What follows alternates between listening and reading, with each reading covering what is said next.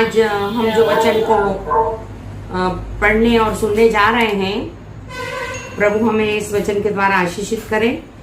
भाई देव आज के वचन के लिए हमारी प्रार्थना करने में सहायता करें।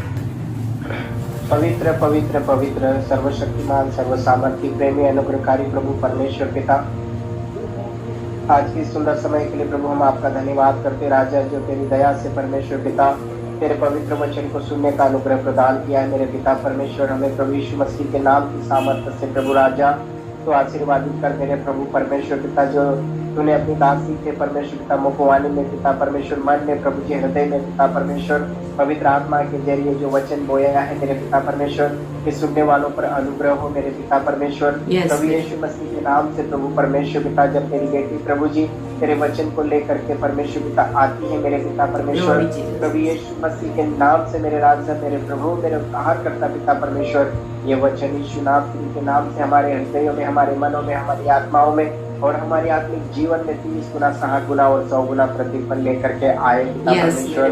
प्रभु यीशु मसीह के नाम से पिता, जैसा तेरा वचन कहता है कि परमेश्वर के आत्मिक हथियारों को धारण कर लो, और तेरा वचन जैसा कहता है कि आत्मा की तलवार जो परमेश्वर का वचन ले लो।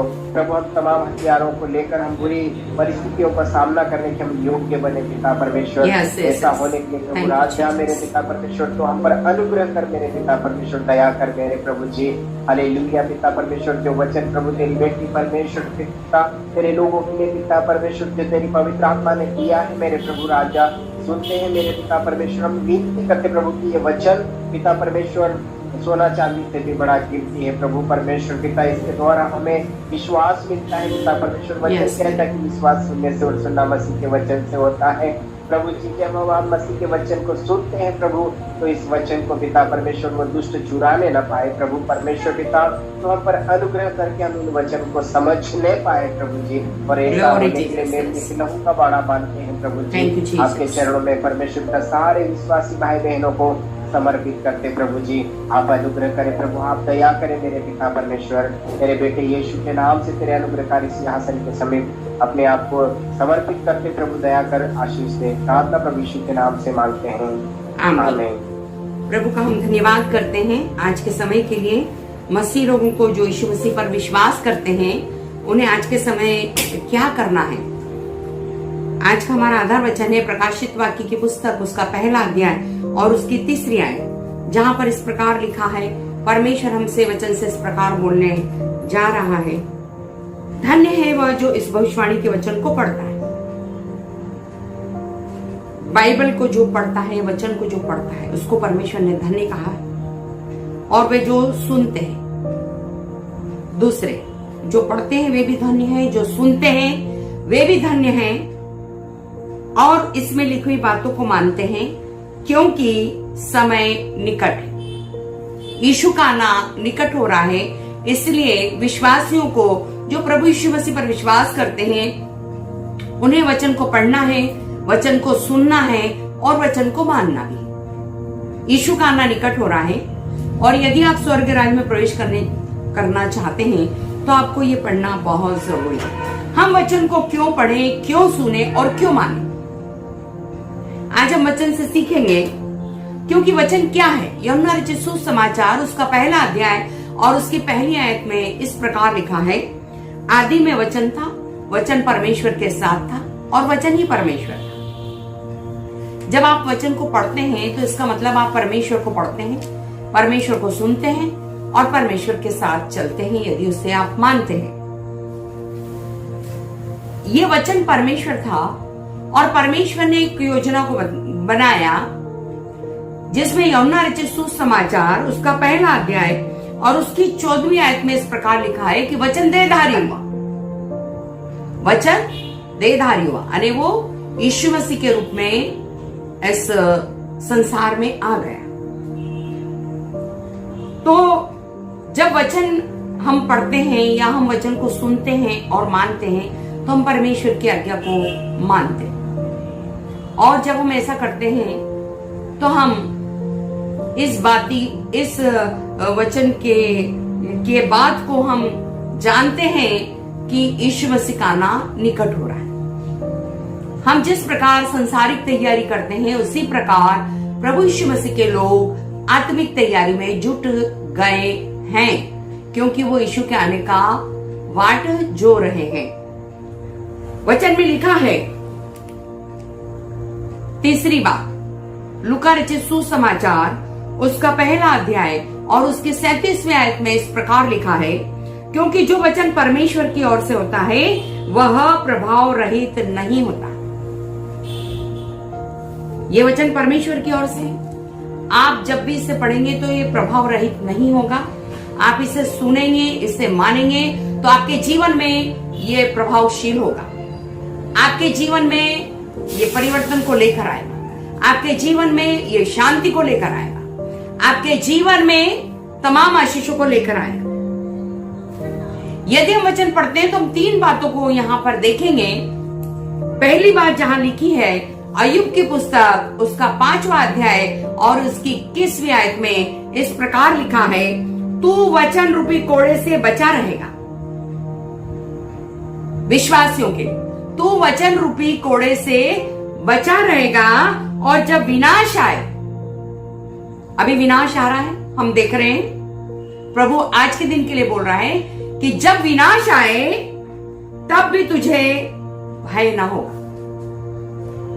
आज के दिन के लिए प्रभु हमें बोल रहा है कि तू वचन रूपी कोड़े से बचा रहेगा, और जब विनाश आए तो तुझे भय ना होगा। इसलिए हमको वचन को पढ़ना है, सुनना और मानना। दूसरी बात, यूहन्ना रचित सुसमाचार उसका 15वां अध्याय उसकी 3री आयत में लिखा है, तुम तो उस वचन के कारण जो मैंने तुमसे कहा शुद्ध हो।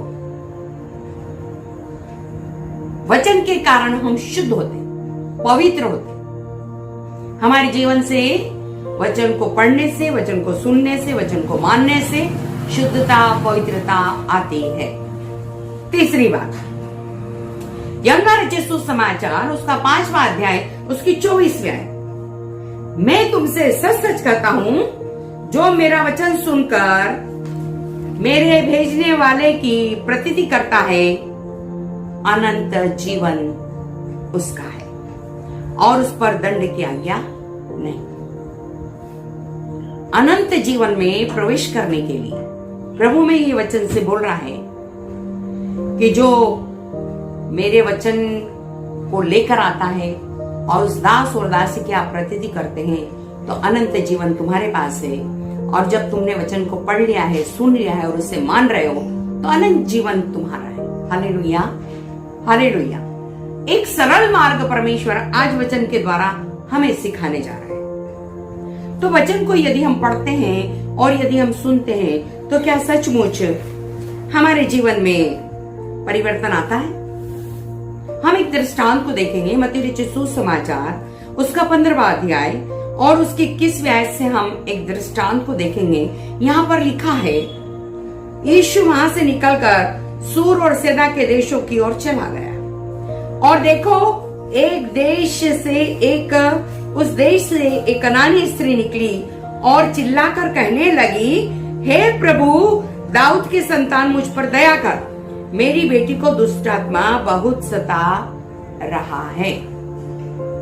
एक कनानी स्त्री वहां से निकली और अपनी समस्या को लेकर वो प्रभु यीशु मसीह के पास गई। संसार के पास नहीं गई, क्योंकि उसने सुना कि यीशु मसीह यहाँ पर आ रहा है, और जितने बीमार उसके पास जाते हैं, जितने आशा धरे हुए बंदी उसके पास जाते हैं, उन्हें वह छुटकारे का सुसमाचार प्रचार करता है और छुटकारा देता है। कनान स्त्री भी इन बातों पर विश्वास करके यीशु के पास गई और अपने विषय को वो लेकर गई कि उसकी बेटी को दुष्ट आत्मा सता रहा है, और ये विश्वास करती है कि वह जब यीशु के पास जाएगी तो उस बेटी को छुटकारा मिलेगा। लेकिन उसका जाना अच्छा नहीं था, उसका बोलना अच्छा नहीं था, क्योंकि उस समय इस्राएली लोग कनानी लोगों से कोई संबंध नहीं रखते थे, क्योंकि कनानी जाति नीची जाति कहलाती थी और इस्राएली लोग ऊपर जाति के कहलाते थे। और ये अपनी समस्या को लेकर यीशु के पास चली गई और वो चिल्लाकर कहने लगी। चिल्ला रही है वो, यहाँ पर उसकी दशा है कि वो चिल्ला रही है, और वचन में लिखा है 23वीं आयत में, पर उसने उसे कुछ उत्तर न दिया और उसके चेलों ने आकर उससे विनती कर कहा, इसे विदा कर, क्योंकि वह हमारे पीछे चिल्लाती आती है। यीशु मसीह ने उसे कोई उत्तर नहीं दिया। क्यों नहीं दिया उत्तर? क्या यीशु मसीह हमारा देख नहीं रहा था? क्या वह सुन नहीं रहा था? वचन कहता है जिसने कान को बनाया क्या वह नहीं सुनता, और जिसने आंख को बनाया वो नहीं देखता। यीशु मसीह सुन भी रहा है और देख भी रहा है, लेकिन परिस्थितियां कैसी है? यीशु के लायक नहीं है, उसका जीवन भी यीशु के लायक नहीं है। वो जो कुछ भी बोल रही, चिल्ला के बोल रही। अगर हम किसी से चिल्ला के कहेंगे तो क्या हमारी बात को कोई सुनेगा? कभी नहीं सुनेगा, वो हमसे नाराज हो जाएगा। यहां पर यही कंडीशन है कि वो चिल्ला के बोल रही है और यीशु सुन नहीं रहा है, और चेले भी उसके चिल्लाने से घबरा गए हैं और वो यीशु से विनती कर रहे हैं कि इसकी बात को सुन और इसको विदा कर। तब यीशु मसीह क्या करता है? तब यीशु मसीह ये करता है, उसने उत्तर दिया कि इस्राएल के घराने की खोई हुई भेड़ों को छोड़ मैं किसी के पास नहीं भेजा गया। ऐसा क्यों प्रभु ने कहा? प्रभु ऐसा क्यों कह रहा है? यहां पर प्रभु यीशु मसीह उसको वचन प्रचार कर रहा है। मत्ती रचित सुसमाचार उसका 10वां अध्याय और 5वीं आयत और 6ठी आयत में ये वचन लिखा है, जिस वचन को यीशु मसीह ने कनानी स्त्री को प्रचार किया, जहां पर इस प्रकार लिखा है, मत्ती 10:5 में, इन 12 को यीशु ने यह आज्ञा देकर भेजा कि अन्य जातियों की ओर न जाना और सामरियों के किसी नगर में प्रवेश न करना, परंतु इस्राएल के घराने ही की खोई हुई भेड़ों के पास जाना। यीशु मसीह ने ये वचन अपने चेलों को भी कहा और यही वचन वह उस स्त्री को भी प्रचार कर रहा है कि मैं सिर्फ इस्राएलियों के लिए आया। यहां पर यीशु मसीह वचन का प्रचार कर रहा है। यीशु मसीह उसमें कोई दोष नहीं देख रहा है, उसकी कोई कमियों को नहीं देख रहा है, उसे बुरा नहीं कह रहा है, उसे पापिन नहीं कह रहा है, उसे ये नहीं कह रहा कि तेरी बेटी को दुष्ट आत्मा इसलिए लगी कि उसने पाप किया। ऐसा कुछ भी यीशु मसीह नहीं कह रहा है, लेकिन यीशु मसीह को जब अवसर मिला तो वो परमेश्वर के वचन का प्रचार कर रहा है। और जब उसने वचन का प्रचार किया तब क्या हुआ? जैसे उसने वचन का प्रचार किया तो 25वीं आयत में, पर वह आई और उसे प्रणाम करके कहने लगी। वो पहले भी यीशु मसीह के पास आई थी, लेकिन वो चिल्ला रही थी। लेकिन जब वचन का प्रचार यीशु मसीह ने किया, वचन उसके जीवन में देहधारी हुआ और जब वो फल लाया तो उसके जीवन में परिवर्तन आया। मेरे प्रिय, क्या परिवर्तन आया?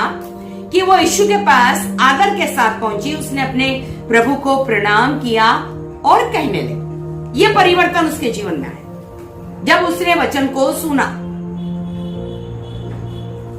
और जब परिवर्तन आया तो उसकी दशा भी बदल गई। पहले उसकी दशा चिल्लाने की थी, अभी उसकी दशा दीन हो गई। उसने प्रभु को प्रणाम किया। हमारी भी इस स्त्री के समान प्रभु यीशु मसीह के सामने दैनिक दशा में हम जी रहे हैं। हमें प्रभु से कैसे बोलना है, कैसे बातचीत करना है, कैसे उसको अपना स्वामी कहना है, कैसे उसका आदर करना है, हमें नहीं मालूम। इसलिए प्रभु आज हमारी विनती को नहीं सुन रहा, क्योंकि ना तो हम वचन को पढ़ते हैं और ना वचन को सुनते हैं और ना वचन को मानते हैं। और कठिन समय हमारे जीवन में आज चल रहा है। हम नाना प्रकार के संकट में हैं, नाना प्रकार के क्लेश में हैं, नाना प्रकार के दुख में हैं, नाना प्रकार के कर्जे में हैं, और हम अपने स्वामी से सही रीति से विनती नहीं कर रहे हैं। वचन न पढ़ने के कारण, न सुनने के कारण, न मानने के कारण हमारी दशा बदल नहीं रही है।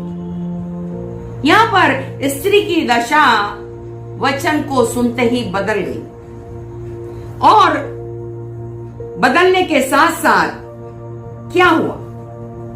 उसने उत्तर दिया, वो कहने लगी कि प्रभु मेरी सहायता कर। उसने उत्तर दिया कि लड़कों की रोटी लेकर कुत्तों के आगे डालना अच्छा नहीं।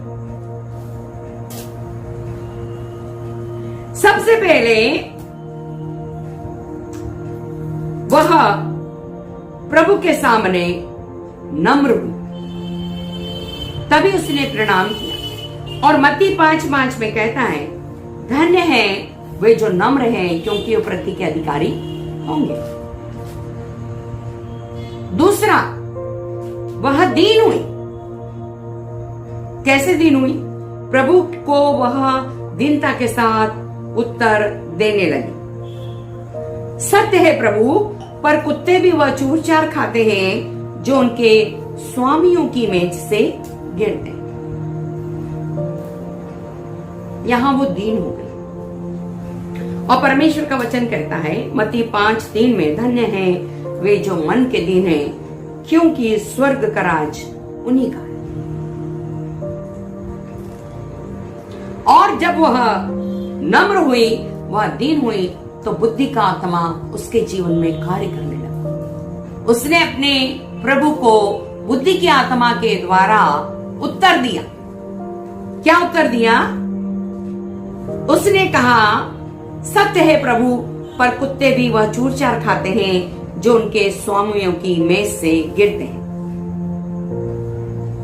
Hallelujah, hallelujah, hallelujah.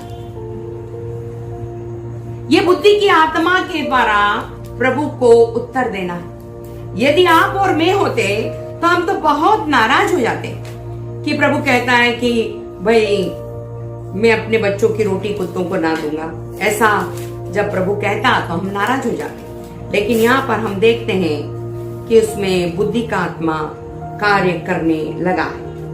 और वचन ऐसा कहता है, यशायाह नबी की पुस्तक उसका 66वां अध्याय और उसकी दूसरी आयत में प्रभु अद्भुत रीति से बोलता है, जहां पर लिखा है, यहोवा की वाणी है, ये सब वस्तुएं मेरे हाथ की बनाई हुई हैं, सो ये सब मेरी हैं। वो स्त्री भी प्रभु की है और वो बेटी भी प्रभु की है। हम सब भी प्रभु के। लेकिन प्रभु हमारी ओर दृष्टि कब करेगा? वचन कहता है, परंतु मैं उसी की ओर दृष्टि करूंगा जो दीन और खेदित मन का हो और मेरा वचन सुनकर थरथराता हो। क्या हमारे जीवन में ऐसा है कि हम दीन हैं, खेदित मन के हैं और हम प्रभु का वचन सुनकर थरथराते हैं?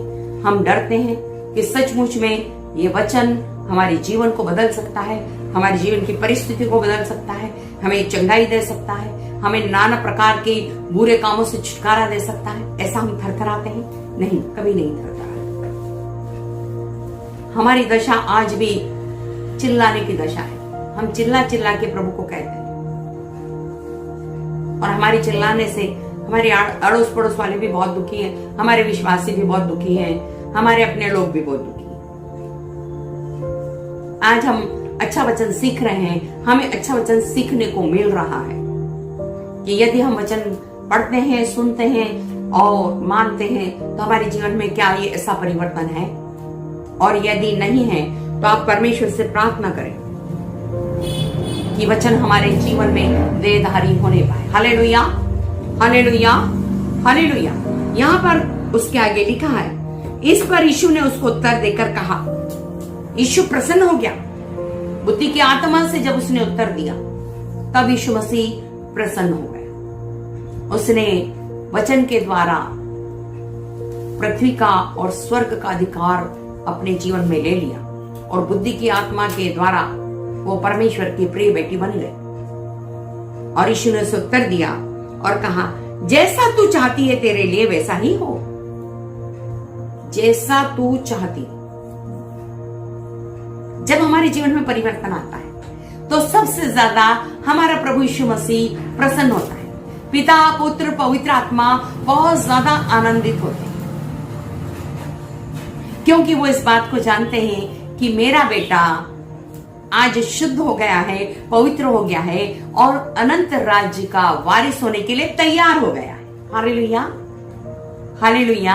और प्रभु आज हम सबसे ये कहना चाहता है, जैसा तुम चाहते हो वैसा तुम्हारे लिए हो। आप क्या क्या चाहते हैं? प्रभु यीशु मसीह से आप क्या चाहते हैं? आप आज जो भी चाहेंगे प्रभु आपके जीवन में करेगा। और आगे लिखा है, तेरे लिए वैसा ही हो। और उसकी बेटी उसी घड़ी चंगी हो गई।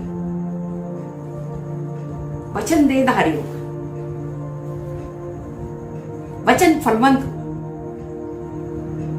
वचन कारगर होगा, और वचन ने अपना कार्य किया। जैसा हमने पढ़ा है लूका रचित सुसमाचार में कि वचन कभी भी प्रभाव रहित नहीं होता। वचन जब हमारे जीवन में आता है तो वह सफल होता है। यशायाह नबी की पुस्तक उसका 55वां अध्याय यदि हम निकालें तो वहां पर इस प्रकार लिखा गया है वचन के लिए। यशायाह नबी की पुस्तक उसका 55वां अध्याय और उसकी 10वीं और 11वीं आयत को हम पढ़ेंगे, जहां पर इस प्रकार लिखा गया है, जिस प्रकार से वर्षा और हिम आकाश से गिरते हैं और वहां यों ही नहीं आते, वरन भूमि पर पड़कर उपज उपजाते हैं, जिससे बोने वाले को बीज और खाने वाले को रोटी मिलती है, उसी प्रकार से मेरा वचन भी होगा। उसी प्रकार से मेरा वचन भी होगा, जो मेरे मुख से निकलता है वह व्यर्थ ठहर कर मेरे पास न लौटेगा, परंतु जो मेरी इच्छा है उसे पूरा करेगा, और जिस काम के लिए मैंने उसको भेजा है उसे वह सफल करेगा। जिस काम के लिए परमेश्वर ने वचन को हमारे जीवन में रखा है उसे वह सफल करेगा। Hallelujah, hallelujah, hallelujah. प्रभु इस वचन के द्वारा हमारे जीवन में वह कार्य को पूरा करना चाहता है जो हमारी उत्पत्ति से पहले परमेश्वर ने हमारे करने के लिए ठहराया है। क्या आप इस बात को जानते हैं? और ठहराया है तो वो पूरा भी करेगा, और पूरा करेगा तो हमें सिद्ध भी करेगा, सफल भी करेगा, और एक समय पर हमें फलवंत भी करेगा। Hallelujah, hallelujah. पौलुस ऐसा कहता है, पौलुस ने वचन के लिए कहा है, पहला कुरिन्थियों उसका 2 अध्याय उसकी 4 आयत, और मेरे वचन और मेरे प्रचार में ज्ञान की लुभाने वाली बातें नहीं, परंतु आत्मा और सामर्थ का प्रमाण है। यदि आप वचन सुन रहे हैं, वचन को पढ़ रहे हैं और मान रहे हैं, तो आज के बाद आपके जीवन में आत्मा और सामर्थ का कार्य परमेश्वर शुरू करने जा रहा है। पवित्र आत्मा का कार्य और सामर्थ का कार्य परमेश्वर आपके बीच में करने जा रहा है। क्यों करने जा रहा है? रोमियो की पत्री 9वां अध्याय उसके 28वां वचन इस प्रकार कहता है, क्योंकि प्रभु अपना वचन पृथ्वी पर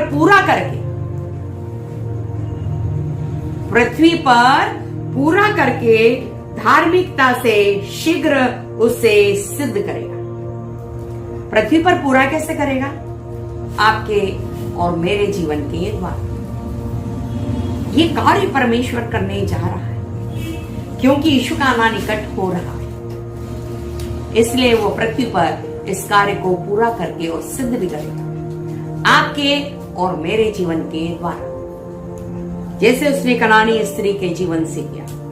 मैं आपको बताऊंगी कनानी स्त्री ने के जीवन में जब वचन देधारी हुआ तो कौन कौन सी आशीष को लेकर आया और कैसे आया। अभी हम वचन को ही पढ़ेंगे कि इसके द्वारा हमें कैसी आशीष मिलती है। यहाँ पर प्रभु में वचन में ही कहता है, व्यवस्था विवरण की पुस्तक उसका 17वां अध्याय और उसकी 19वीं आयत में, और वह उसे अपने पास रखे। अभी हमें क्या करना? हमें वचन को अपने पास रखना। बाइबल सबके घर में है कि नहीं है? यदि नहीं है तो आप उसे अपने पास रखें। रखें नहीं, सिर्फ रखना नहीं है, उसके साथ हमें उसे खोलना भी है, पढ़ना भी है और मानना भी है ना। प्रभु का वचन कहता है और वह उसे अपने पास रखे और अपने जीवन भर उसे पढ़ा करे। कितने? 1 घंटे नहीं, 2 घंटे नहीं, 1 साल नहीं, 2 साल नहीं। प्रभु यहां कह रहा है इस वचन को हमको जीवन भर पढ़ना है, क्योंकि प्रभु जानता है हम प्रतिदिन अशुद्ध होते हैं, हम प्रतिदिन नाना प्रकार के बुरे कर्म करते हैं, और यदि हम ये वचन को प्रतिदिन पढ़ेंगे, पूरे जीवन भर पढ़ेंगे, तो ये हमें शुद्ध करता जाएगा, पवित्र करता जाएगा और परमेश्वर के राज्य के योग्य बनाएगा। और लिखा है जब हम उसे पढ़ेंगे तब क्या होगा, जिससे वह अपने परमेश्वर का भय मानना और इस व्यवस्था और इन विधियों की सारी बातें मानने की चौकसी करना सीखे। इसको आप समझ रहे, अंडरलाइन कीजिएगा कि हमें जीवन भर पढ़ना है और चौकसी करना है। तो आज आप वचन के लिए क्या कहेंगे? बाइबल में बहुत सारे वचन लिखे हैं, लेकिन आप क्या कहेंगे? प्रभु से आप क्या विनती करेंगे? यहां पे वचन कहता है हमें 3 बातों को प्रभु को कहना है। 3 बातें आज हमें इसमें निश्चय करना है। पहली बात, भजन संहिता 119वां अध्याय उसकी 11वीं आयत में इस प्रकार कहा है, मैंने तेरे वचन को अपने हृदय में रख छोड़ा है कि तेरे विरुद्ध पाप न करूं। मैंने तेरे वचन को अपने हृदय में रख छोड़ा है कि मैं तेरे विरुद्ध पाप न करूं। अपने हृदय में अधिकार से वचन को रखना है। दूसरा, भजन संहिता 119 उसका 105वीं आयत कहती है, तेरा वचन मेरे पांव के लिए दीपक और मेरे मार्ग के लिए उजियाला है। यह हमें अपने विश्वास की घोषणा करनी और निश्चय करना है। भजन संहिता की पुस्तक 119वां अध्याय और 57वां आयत, मैंने तेरे वचन के अनुसार चलने का निश्चय किया है। आज मैंने जब ये वचन को सुने हैं प्रभु, तो मैंने निश्चय कर लिया है कि मैं तेरे वचन के अनुसार चलूंगा। ये मैंने दृढ़ संकल्प आज किया है। क्यों किया है? क्योंकि मैंने आज कनानी स्त्री के दृष्टांत को सुना, पढ़ा और सीखा। जब कनानी स्त्री ने विश्वास किया, पहली बात वो यीशु के पीछे चल ली। दूसरी बात, उसने वचन को सुना तो उसके जीवन में परिवर्तन आया। यदि आपके जीवन में परिवर्तन नहीं है, इसका मतलब वचन आपके जीवन में देहधारी नहीं हो रहा है। यदि आपके जीवन में वचन को पढ़ने और सुनने और मानने से परिवर्तन है, इसका मतलब आप यीशु मसीह के करीब जा रहे हैं। तीसरी बात, जब आप प्रभु यीशु मसीह के पास आएंगे तो प्रभु अपनी बुद्धि की आत्मा से आपको भर देगा। संसार में रहकर आपको किसे कैसा जवाब देना है, कहां पर खड़े होकर कौन से वचन को बोलना है, कैसे आपको बुद्धि की आत्मा के द्वारा सामने वाले को उत्तर देना है, ऐसी आत्मा से परमेश्वर आपको भरने जा रहा है। तीसरी आशीष। चौथी आशीष, बड़ी आशीष, यदि आप वचन को पढ़ेंगे, सुनेंगे, मानेंगे तो प्रभु कहेगा तेरी इच्छा पूरी, तू जैसा चाहता है वैसा पूरा।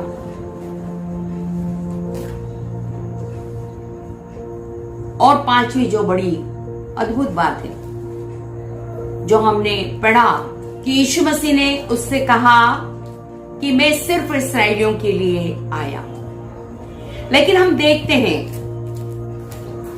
कि इस स्त्री ने बड़ी दीनता और नम्रता के साथ उन आशीषों को अपने जीवन में ले लिया जो सिर्फ इस्राएलियों के लिए थी। सिर्फ यीशु मसीह इस्राएलियों के लिए आया था, आशीष देने के लिए, चंगाई देने के लिए, नाना प्रकार के काम करने के लिए। लेकिन उन आशीषों को इस स्त्री ने दीनता, नम्रता की आत्मा के साथ, खेदित मन के साथ और बुद्धि की आत्मा के साथ अपने जीवन में यीशु नासरी के हाथ से ले लिया। Hallelujah, hallelujah.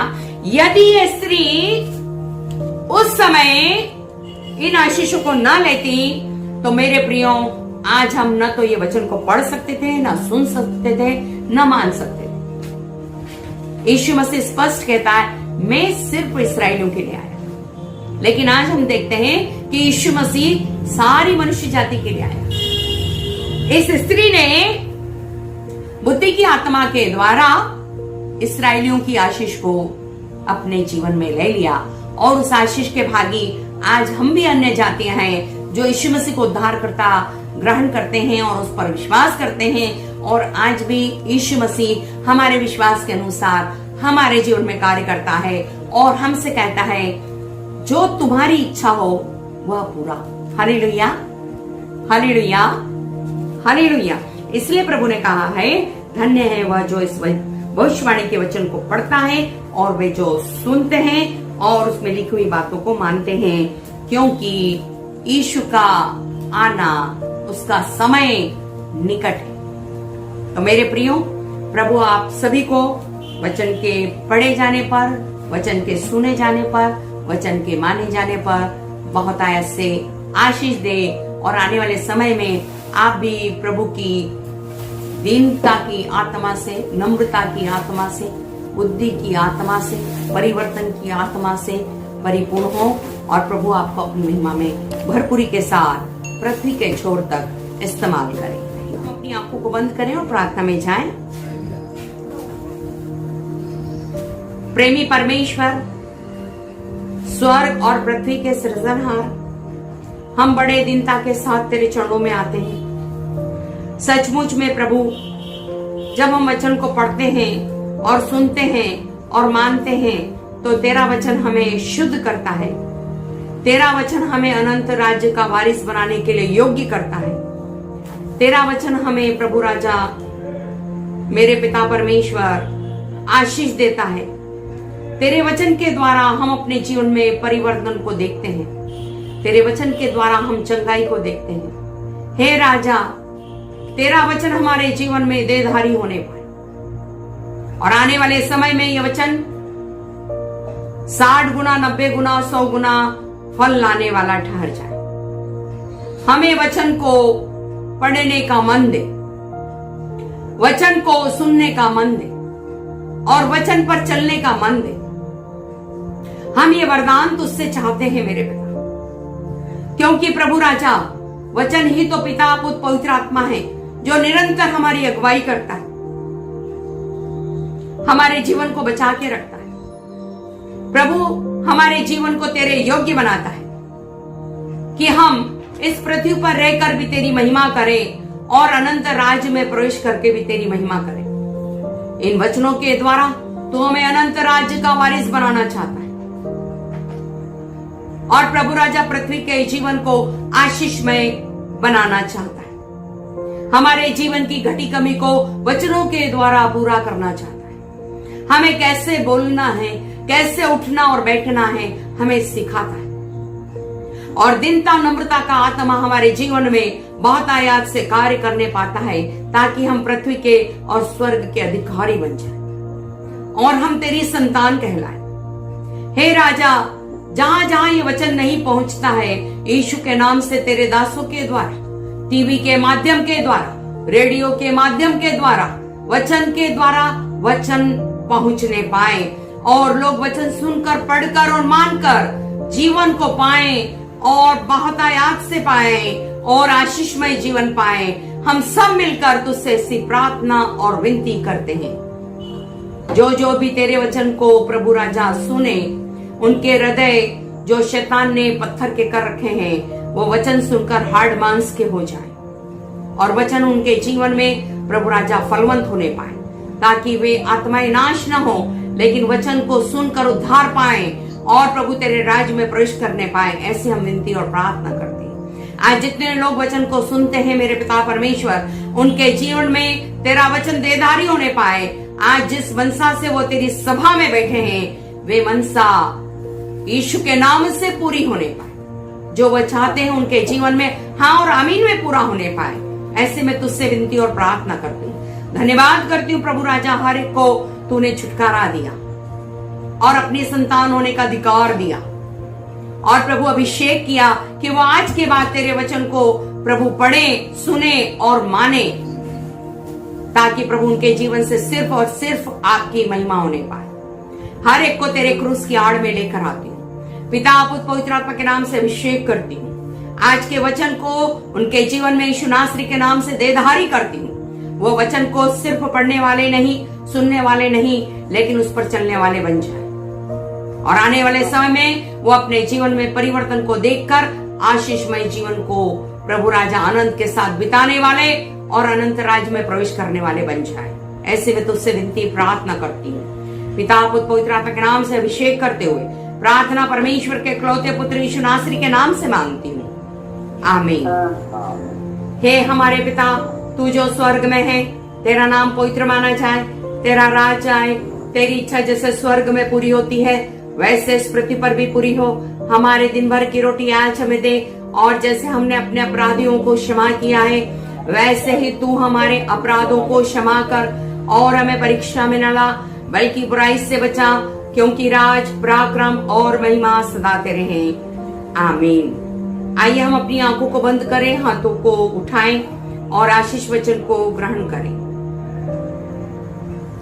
अब हमारा जो सामर्थी परमेश्वर है, जो सच्चा है और हम पर समय समय पर अनुग्रह करता है और हमारे जीवन को बचाता है, समय समय पर उचित वचन को देकर हमारी आत्मा को तृप्त करता है, हमारे जीवन में वचन के द्वारा परिवर्तन को लेकर आता है, हमें आशीषमय जीवन देता है और अपने योग्य बनाता है, हमें शुद्ध करता है और अपना राज्य का वारिस होने के लिए हमें तैयार करता है। ऐसे परमेश्वर का प्रेम के लिए हम धन्यवाद करते हैं, उसके अद्वितीय प्रेम के लिए धन्यवाद करते हैं। अब हमारे प्रभु परमेश्वर का प्रेम और प्रभु यीशु मसीह का अनुग्रह और पवित्र आत्मा की सहभागिता यीशु मसीह के द्वितीय आगमन तक हम सब पर सदैव और सदैव बनी रहे, आमीन, आमीन, आमीन। सबको जय यीशु।